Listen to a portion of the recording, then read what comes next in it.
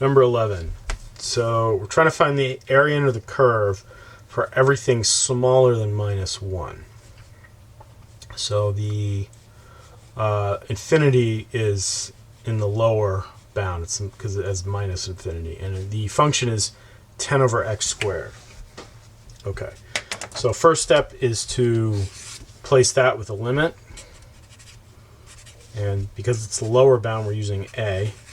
So as a goes to minus infinity of a up to minus 1, we have 10. I'm going to change this to a negative power now because we're going to do that anyway. Okay. So I just swung that up, the negative power there. All right, and this is ready to solve, so that's good. That's now a definite integral. And so that's a constant, so pull that out. A minus 1 x minus squared dx. This limit is just going to sit here for a while, reminding you that you need to evaluate at the end. So this is the x to the n formula. So minus 2 plus 1 plus 1, 10, a to minus 1, and still have this limit. Okay. So this is going to be minus x to the minus 1 times 10 from a to minus 1, and we still have this limit as a approaches negative infinity. So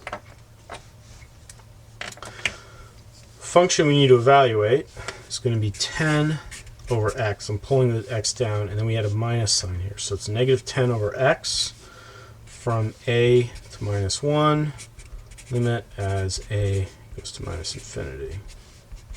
All right, plug the bounds in for the definite integral, because remember we're evaluating this part, and then once we're finished with that, we evaluate the limit.